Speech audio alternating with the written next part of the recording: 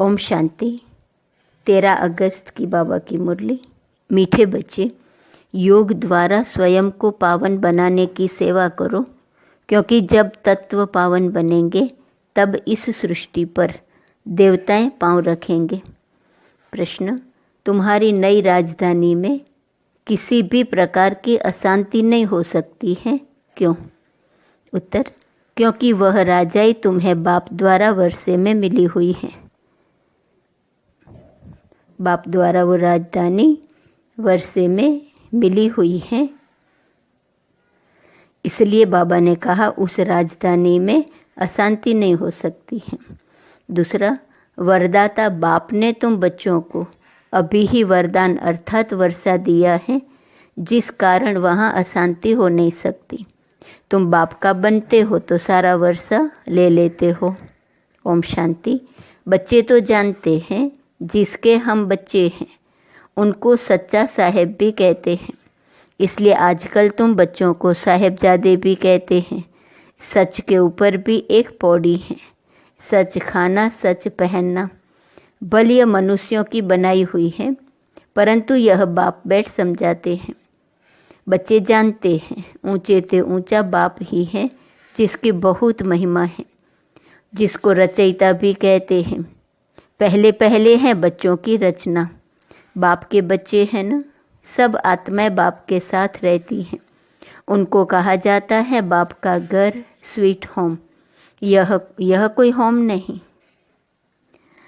बच्चों को मालूम है वह हमारा स्वीटेस्ट बाप है। स्वीट होम है शांति धाम। फिर सतयुग भी स्वीट होम है, क्योंकि वहाँ हर घर में शांति रहती है। यहाँ घर में लौकिक माँ बाप के पास भी अशांति है तो दुनिया में भी अशांति है। यहाँ तो घर में भी शांति तो सारी दुनिया में भी शांति रहती है। वहाँ सतयुग में, सतयुग को नई छोटी दुनिया कहेंगे। यह पुरानी कितनी बड़ी दुनिया है। सतयुग में सुख शांति है, कोई हंगामे की बात नहीं, क्योंकि बेहद के बाप से शांति का वर्षा मिला हुआ है। गुरु गोसाई आशीर्वाद देते हैं, पुत्रवान भव आयुष्यमान भव। यह कोई नई आशीर्वाद नहीं देते हैं। बाप से तो ऑटोमेटिकली वर्षा मिलता है। अब बाप ने तुम बच्चों को स्मृति दिलाई है, जिस पारलौकिक बाप को भक्ति मार्ग में सभी धर्म वाले याद करते हैं। जब दुख की दुनिया होती है, यह है ही पतित पुरानी दुनिया। नई दुनिया में सुख होता है, अशांति का नाम नहीं। अभी तुम बच्चों को तो पवित्र गुणवान बनना है, नहीं तो बहुत सजाएं खानी पड़ेंगी। बाप के साथ साथ धर्मराज भी है, हिसाब किताब चुकतू कराने वाला। ट्रिब्यूनल बैठती है ना, पापों की सजाएं तो जरूर मिलनी है। जो अच्छी रीति मेहनत करते हैं वह थोड़े ही सजाएं खाएंगे। पाप की सजा मिलती है, जिसको कर्म भोग कहा जाता है। यह तो रावण का पराया राज्य है, इसमें अपार दुख है। राम राज्य में अपार सुख होते हैं। तुम समझते तो बहुतों को, समझाते तो बहुतों को हो। फिर कोई जट समझ जाते हैं, कोई देर से समझते हैं। कम समझते हैं तो समझो इसने भक्ति देरी से की है। जिसने शुरू से भक्ति की है वह ज्ञान को भी जल्दी समझ लेंगे, क्योंकि उनको आगे नंबर में जाना है। तुम जानते हो हम आत्माएं स्वीट होम से यहाँ आई हैं। साइलेंस मूवी टॉकी है ना, बच्चे ध्यान में जाते हैं तो सुनाते हैं कि यहाँ वहाँ मूवी चलती है। उनका कोई ज्ञान मार्ग से ताल्लुक नहीं। मुख्य बात है अपने को आत्मा समझ, बाप को याद करो, बस और कोई बात नहीं। बाप निराकार, बच्चे भी यानी आत्मा भी इस शरीर में निराकार है, और कोई बात ही नहीं उठती। आत्मा का लव तो एक परमपिता परमात्मा के साथ ही है। शरीर तो सब पतित है, तो पतित शरीर से लव हो न सके। आत्मा बल पावन बन जाती है, परंतु शरीर तो पतित है। पतित दुनिया में शरीर पावन बनता ही नहीं। आत्मा को तो पावन यहाँ बनना है। आत्मा का काम है बेहद के बाप को याद कर पावन बनना। आत्मा पवित्र है तो शरीर भी पवित्र चाहिए, वह मिलेगा नई दुनिया में। आत्मा बल पावन बन जाए, आत्मा को एक परमपिता परमात्मा के साथ ही योग लगाना है। बस इस पतित शरीर को तो टच भी नहीं करना है। यह आत्माओं से बात करते हैं, समझने की बातें हैं ना। सतयुग से लेकर कलयुग तक शरीरों के साथ लटके हो। बल वहाँ आत्मा और शरीर दोनों पवित्र हैं, वहाँ विकार में जाते नहीं, जिससे शरीर या आत्मा विकारी बने। वल्लभाचारी भी होते हैं, टच करने नहीं देते। तुम जानते हो उन्हों की आत्मा कोई निर्विकारी पवित्र नहीं होती।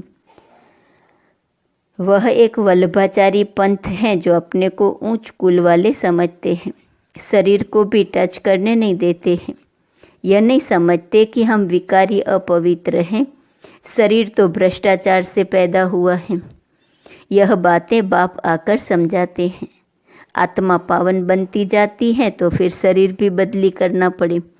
पावन शरीर तो तब बने जब 5 तत्व भी पावन बन जाए। सतयुग में तत्व भी पवित्र होते हैं, तब शरीर भी पवित्र बनते हैं। देवताएं पतित शरीर में पतित धरनी पर पैर नहीं रखते हैं। उनकी आत्मा और शरीर दोनों पवित्र पावन होते हैं, इसलिए वह सतयुग में ही पैर धरते हैं। यह है पतित दुनिया। आत्मा पारलौकिक बाप परमात्मा को याद करती है। एक है शारीरिक बाप, एक है अशरीरी बाप। अशरीरी बाप को याद करते हैं क्योंकि उनसे ऐसा सुख का वर्षा जरूर मिला है, तो याद करने बिगर रह नहीं सकते। बल इस समय तमो प्रधान बने हैं तो भी उस बाप को जरूर याद करते हैं, परंतु यह फिर उल्टी शिक्षा मिलती है कि ईश्वर सर्वव्यापी है। फिर इस बात में भी मूंझ पड़ते हैं कि मनुष्य मनुष्य ही बनता है। यह सब भूलें बाप आकर समझाते हैं। बाप एक ही मन मना भव का मंत्र देते हैं, उनका भी अर्थ चाहिए। अपने को आत्मा समझ बाप को याद करो, बस यही धुन लगी रहे जिससे तुम पावन बन सकेंगे। देवताएं पवित्र हैं, अब बाप आकर फिर से ऐसा पवित्र बनाते हैं। सामने एम ऑब्जेक्ट रख देते हैं जो बूत अर्थात मूर्ति बनाने वाले होते हैं। मनुष्य की सूरत देख जट उनका बूत बना देते हैं, जैसे कि वह जीता जागता सामने बैठा है। वह तो जड़ बूत हो जाते हैं। यहाँ बाप तुमको कहते हैं तुमको ऐसा चैतन्य लक्ष्मी नारायण बनना है। कैसे बनेंगे? मनुष्य से देवता तुम इस पढ़ाई और प्यूरिटी से बनेंगे। यह स्कूल है ही मनुष्य से देवता बनने का। वह जो भूत आदि बनाते हैं उसको आर्ट कहा जाता है। हूबहू वही सकल आदि बनाते हैं, इसमें हूबहू की तो बात ही नहीं। यह तो जड़ चित्र है, वहाँ तो तुम नेचुरल चैतन्य बनेंगे न। 5 तत्वों का चैतन्य शरीर होगा। यह तो जड़ चित्र मनुष्यों का बनाया हुआ है, हूबहू तो हो न सके, क्योंकि देवताओं का फोटो तो निकल न सके।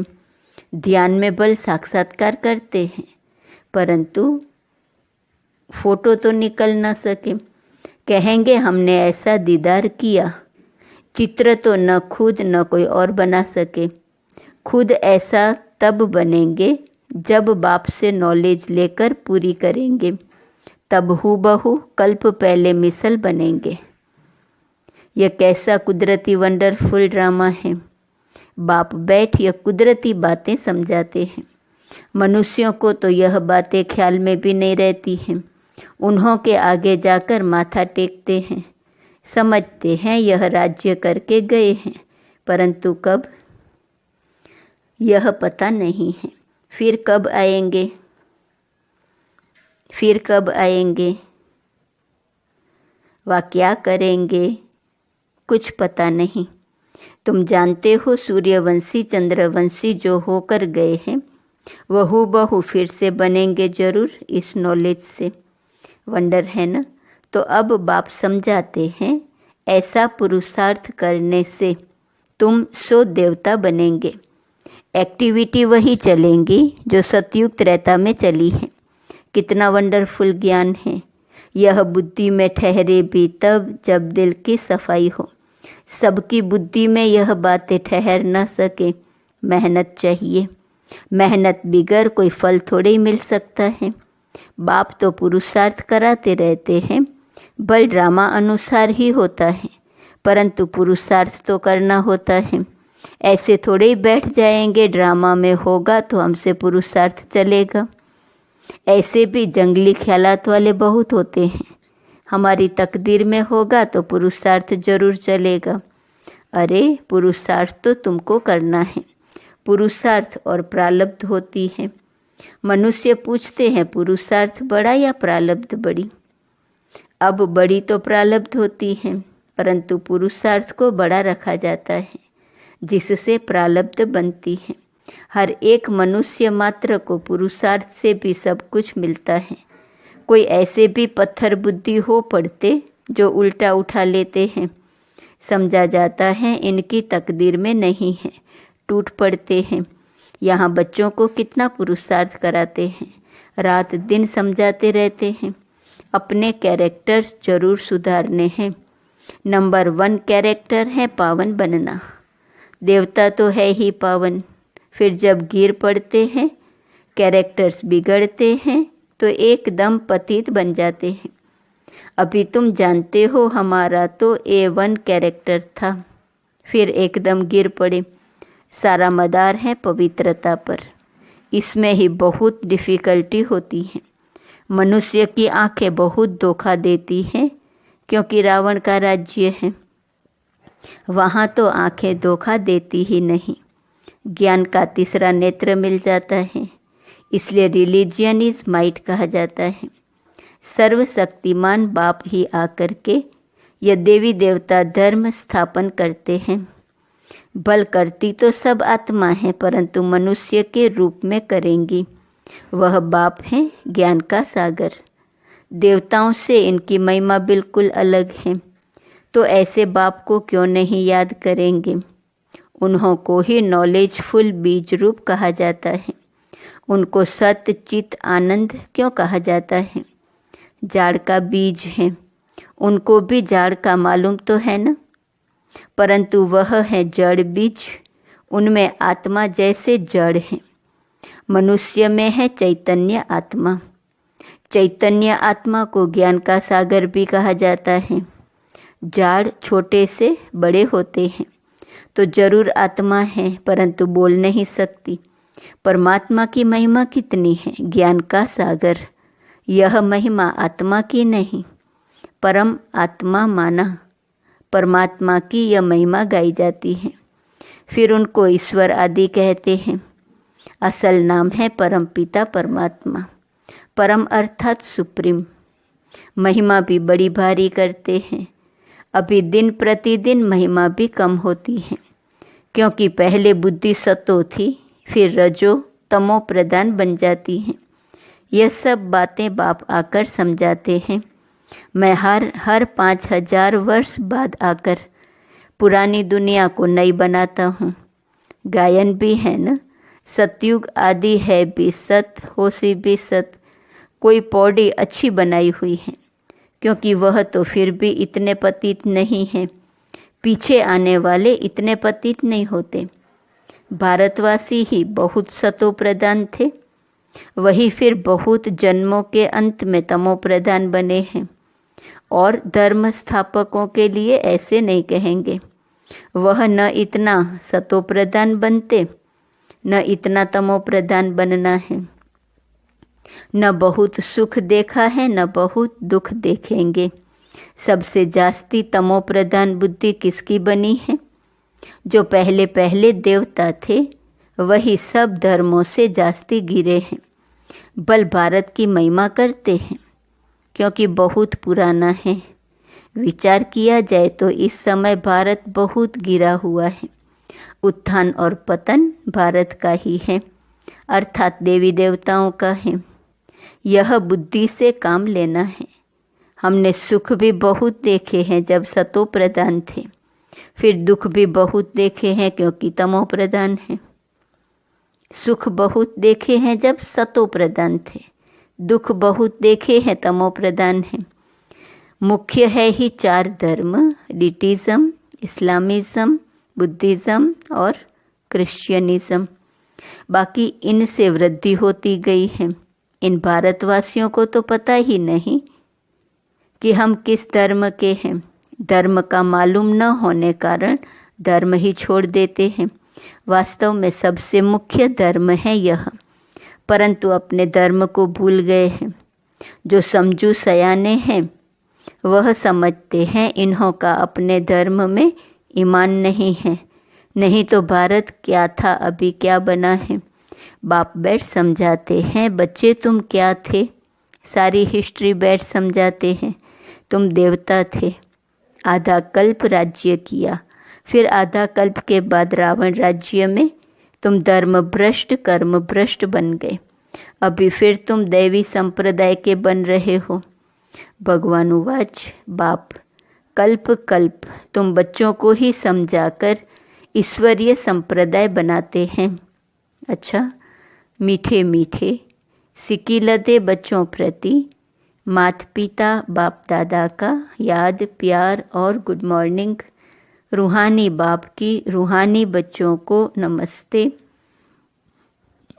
रूहानी बच्चों की रूहानी बाप को नमस्ते नमस्ते नमस्ते।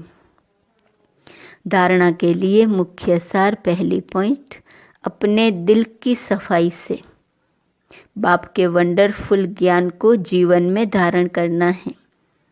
पुरुषार्थ में उच्च प्रारब्ध बनानी है, ड्रामा कहकर ठहर नहीं जाना है। दूसरी पॉइंट, रावण राज्य में क्रिमिनल आँखों के धोखे से बचने के लिए ज्ञान के तीसरे नेत्र से देखने का अभ्यास करना है। पवित्रता जो नंबर 1 कैरेक्टर है उसे ही धारण करना है। वरदान, ब्राह्मण जन्म की जन्म पत्री को जान, सदा खुशी में रहने वाले श्रेष्ठ भाग्यवान भव। ब्राह्मण जीवन नया जीवन है। ब्राह्मण आदि में देवी देवता है और अभी भी के हैं। ब्राह्मणों की जन्म पत्री में तीनों ही काल अच्छे से अच्छा है। जो हुआ वह भी अच्छा, और जो हो रहा है वो और अच्छा, और जो होने वाला है वह बहुत बहुत अच्छा। ब्राह्मण जीवन की जन्म पत्री सदा ही अच्छी है, गारंटी है। तो सदा इसी खुशी में रहो कि स्वयं भाग्य विधाता बाप ने भाग्य की श्रेष्ठ रेखा खींच दी, अपना बना लिया। स्लोगन, एक रस स्थिति का अनुभव करना है तो एक बाप से सर्व संबंधों का रस लो। आज का स्वमन, मैं डबल लाइट स्वरूप हूँ। अव्यक्त इशारे की पॉइंट 13 अगस्त। सदा यह स्मृति रहे कि हम कल्प कल्प के विजयी हैं। अनेक बार यह पार्ट बजा चुके हैं, अब सिर्फ रिपीट कर रहे हैं। इस स्मृति से क्या करें, कैसे करें, यह सब कंप्लेन खत्म हो जाएंगी और कंप्लीट बन जाएंगे। सदा डबल लाइट स्वरूप के स्मृति की स्मृति हो तो कोई भी असंभव कार्य संभव हो जाएगा। ओम शांति।